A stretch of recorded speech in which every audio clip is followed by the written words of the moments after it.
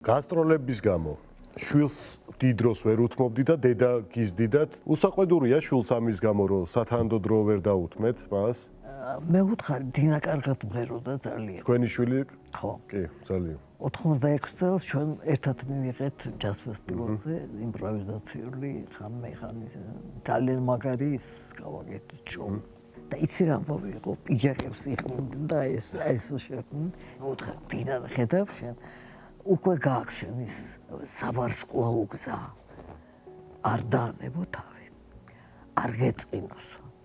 მე ვტიროდი ხოლმე ჩუმად საბანს წავიფარებდი, რომ მეფოს არ გაეგო. მე მინდოდაო დედაო. მე არასოდეს არ მივატოვებ ჩემ გიორგისო, რომ ეგრევე არ იპიროს ხოლმე, როგორც შენ პიროდი. დაანება სცენასთან. გეწყინათ, როცა გითხრათ, რომ დედა ჭირდებოდა, მას არა, მე ვიცი, მე შენ უიცოდე მე უთხარი, მე რა დღეში ვიყავი. როგორ პიროდი, როგორ მიყვარდი, როგორ ჩავდიოდი ხოლმე, როდესაც აქ ქონდა კონცერტი და უკოცნიდი ფეხებში გულს ჩავეხუტებოდი და დილას უკვე ვიღაცა რეკავს. ხვალ მიდიხარ საბერძნეთში, ხვალ მიდიხარ ინგლისში, აი ესე და აბა წავედი დედა, აბა წადი შვილო, წადი. მე ვუთხარი, შენ იცოდი დედა, შენ ახარ ჩემი ანგელოზი, იმიტომ რომ შენ რო არ აგეყვანა ჩემი შვილი გასასვლელად, მე მომღერალი არ ვიქნებ. ნამდვილად, ხო, ხელი შეგიწყოთ ძალიან. ძალიან. შვილმა როდესაც დაოჯახების გადაწყვეტილება მიიღოთ, ჩაერიეთ თუ არ ჩარეულ ხართ მის ცხოვრებაში? არა, დამირეკა მე როგორ. დედა გამოფრინდი, რა იყო მეთქი და გერმანიის რესტორანში პირდაპირ მოხვალო. კარგი მეთქი. ჩამოფრინდი, ახლა რეკავს ადარი რესტორანი ხვაზე არა ვარ. всё ტაქსი რა და მოვედი და შევედი და რას ხედავ, ჩემი შვილი ზის და მშვენიერი ვაჟკაცი გვერდზე უსის. გაისანიო, ჩვენო დავქორწინეთ. უკვე. საერთოდ რა კარგია. შვილს მოუწია შემდეგ უკვე საცხოვრებლად საზღვარგარეთ წასვლა. ავიდნენ საბერძნეთში, სალონიკებში. მერე წავიდნენ ამერიკაში. ვერსად ვერ დარჩა ისიც, როგორც მე. ხო. როდესაც მაგალ გადაწყვიტა, რომ არ იმღერებს, გახსნა სტუდია. ახალგაზრდებს ასწავლიდა ჯაზს. ეხლა იყო გამოსაშვების საღამო. და მოსკოვის დიდი კლუბები არის გაუთხოველი. ხო, ყინვა იყო ზამთარი და ეს ბავშვები მღეროდნენ, გამოვიდნენ და ეს გოგო იჯდა დარბაზში რეპეტიციის დროს თითქმის 4 საათი და ესენი ახურებდნენ და ეს გაცივდა.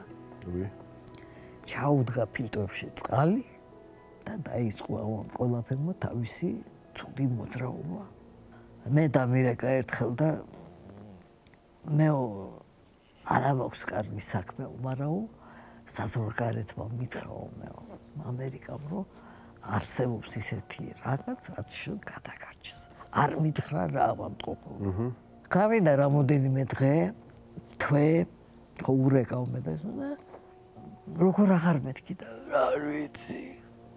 რა არის მეთქი მე ვთქვი, თან ახველებს. ეს ხოლება ვერ მოვშორეო.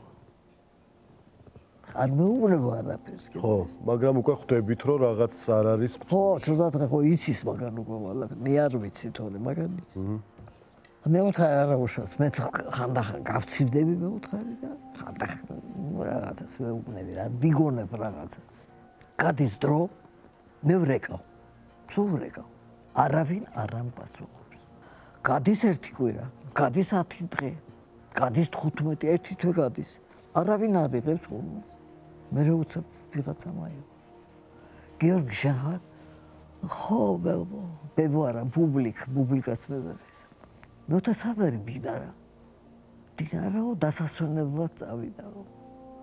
და ამ დროს გამოგლიჯა ეტყობა ჩემმა სიზემ. ის რა ქვია, ტელეფონი და დავასაფლავეთ. აი რა გითხრა რა. ან თქვენი შვილი გარდაცვლილი იყო და თქვენ არ იცოდეთ. აი ესეთი რამე გააკეთა, მე ვუთხარი ჩვენი სახელი არ ახსენო.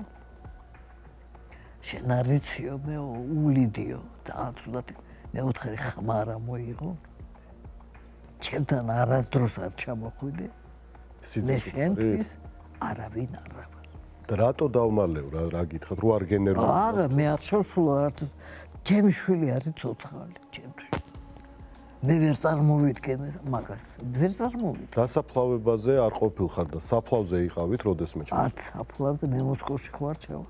მოსკოვშია დაკრძალული მოსკოვი ხო დაეკეტა ჩემს გულში იმის შემდეგ როდესაც ქართველები რო ჩაძილეს იმაში თითქმის სადაც ძროხები და ცხენები დაღავდა რუსებს. აფხაზეთის ხო, აფხაზეთის ვარიანტი და მე შემთხვევით შავთე ტელევიზორი და ვხედავ აი ეს ზუმწოვარა ბავშვები სადღაც ყინვაში და იმაში ზოგადად ბავშვი მიცვალებული უჭერ ამას არასდროს არ ვაპატიებ. ვერ ჩავალ მე. ანუ შვილის საფლავი ნანახი არ გაქვთ. არც მაქვს აუკრძალე ფოტოს გადაღება არაფერი. ძინა არის შემთვის ცოცხალი. უბრალოდ მე ჩემთან ვუთხარ რომ ის არის მოსკოვში ან ამერიკაში ცხოვრობს ან სადღაც მუშაობს იქ. ისო. ძინა აღარ ამყავს, გავიდა დრო, წლები. ვიფიქრე რომ უნდა გავყიდო ეს სტუდია აუცილებლად. ჯერ საშუალება მე არ მაქვს, ვიცხოვ ხო უნდა ვიცხოვ. წამლები და გავყიდე ეს სტუდია როგორ. ძივარ იქ უბრალოდ ფიქრობ სტუდიაში, რა უნდა ვქნა მე ახლა. რა უნდა გავაკეთო?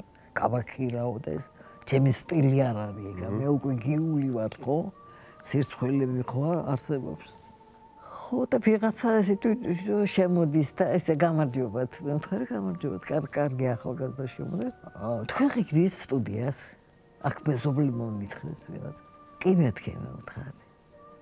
მაშინ მე და ჩემი მეუღლე თქვენთან ამოვავთ. მოვიდნენ სიმპათიური ქალბატონი. ხო და ძალიან თქვენის ფანი ვარო ესა დაიწყო ისინი. რამდენად გაყიდის ეს ქალი მეუღლე? მე ვთქვი არ ვიცი. კაცი იწევს. მე თქვენ გაწევთ 40,000. ქალმა თქვა არა. მე ვაძლევ 80,000. გამიშდი. მე ვღავს მეგობარი შეკვეთილში დაურეკე ბანანას. მე ვთქვი ბანანა მოვდივარ შეთან. რა იყო და მე ვთქვი გავყიდე სტუდია და მოვდივარ რაღაც უნდა ვიყიდო მე ვთქვი.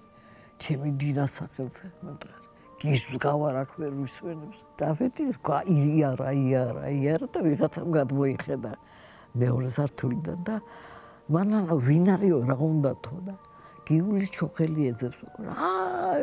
ჩამოვარ და აიო კაკوارიო აქ ვიღაცა აი ბინებს იმაშობო ამასო გასაღებები აქვს ესაო და ყველაფერს გაჩვენებსო მიმიყვანა ჩემს სახლთან და გადავირი დიდი კაკლის ხერო დავინახე ჩემი ბავშვობა გამახსენე ხო გავგიშდი და ეს აგარაკი მე ვთქვი ვყიდულობ ოღონდ შემიყვანე და მაჩვენე შევედი ყველაფერი გაკეთებული ბუხარია ჩემი სამყოფელი რა მე დამეღუპა ერთადერთი შვილი და გიში ვარ მე ვთქვი მე მჭირდება სადღაც ისეთ ადგილას რომ მე სულ მარტო რაღაცნაირად ვიყო გათიშული რომ დღემდე მე ცუდად ავარ მინდა რომ ნახო გესმის